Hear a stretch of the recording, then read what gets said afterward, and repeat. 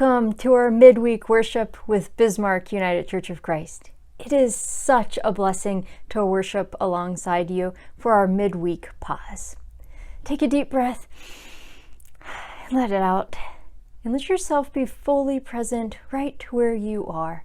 For we worship together at different times and in different places, but still the Spirit is present with each of us. This night, let us hear a reading from the Gospel of Mark. The Gospel of Mark, chapter 3, verses 20 through 35.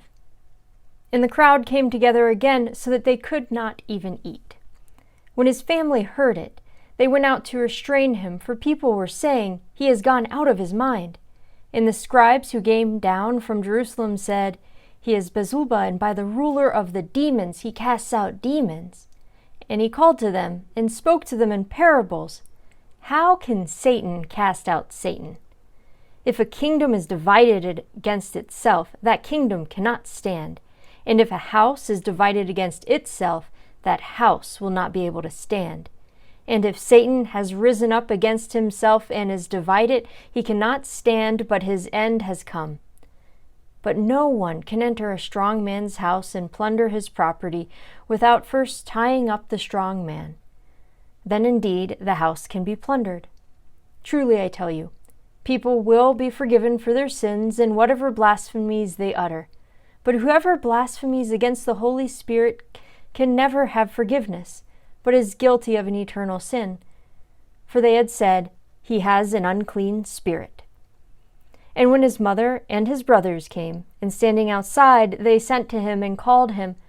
A crowd was standing around him, and they said to him, "Your mother and your brothers and sisters are outside asking for you."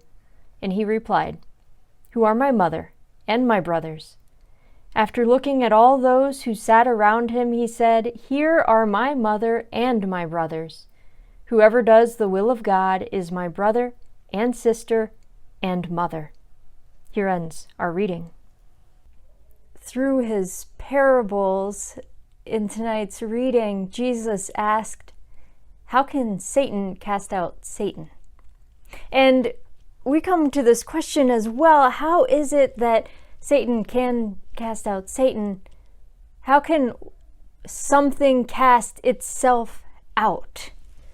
And sometimes we just read through this and we just keep reading because maybe the parable doesn't make much sense to us.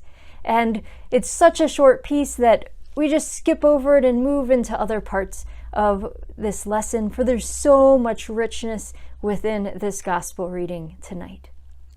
But I want us to pause there. How can Satan cast out Satan? How can anything that causes harm cast out other things that cause harm? Other questions that we could ask. Things like, how can shame cast out shame? How can guilt cast out guilt? How can violence cast out violence? How can pain cast out pain? How can intolerance cast out intolerance? How can hate cast out hate? When we use the same thing, the same element within our lives, the same way that we relate to one another, the same way that we divide one another to try to cast out divisions between us, to try to cast out whatever it is that we don't want, it never works. We can't cast out shame with shame. Shame upon other shame just continues to heap shame upon itself. We can't cast out hatred with more hatred. That just causes more hatred in the world. We can't cast out violence with violence. Bringing more violence into a place where there's already violence just escalates the violence to a whole new level.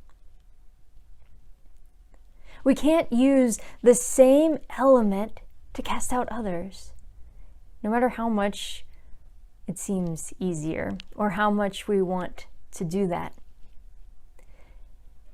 But yet we sometimes try, and mostly we try because of a lack of imagination, a lack of creativity. We come to a situation and we see that there is anger, and so we respond with anger. We see that there is hatred, or we feel hatred, and so we respond with hatred. We see that there is guilt, so we heap more guilt on top. And Jesus warns us and warns them before that doing this just causes the house to be divided. It causes the world to be divided. And anywhere where there is division, the house cannot stand. And through this parable, Jesus reminds us that more bad heaped on top of bad doesn't cast out bad. It is only love. Love can cast out hatred. Deep listening and compassion can cast out fear. Presence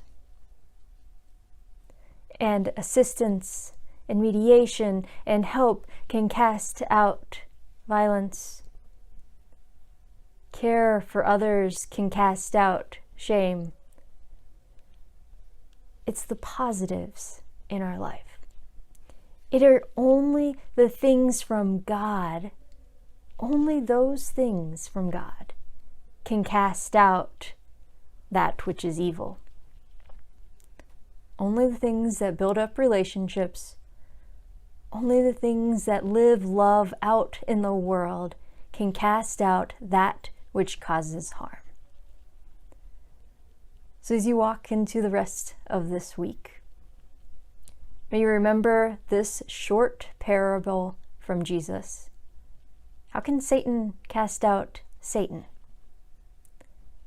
Whenever you encounter a conversation, whenever you walk into a place where there is the potential or an active place of disagreement, whenever you walk in and you feel your anxiety rising, or you feel shame, or you feel guilt, or you feel whatever it is that causes you to fear and turn away from love, we remember this parable.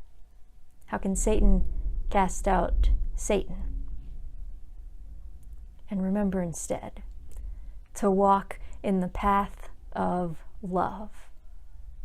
For it is only love that can cast out all that which divides us. May you go in peace this night. And may you be blessed by God, and may you be a blessing to others.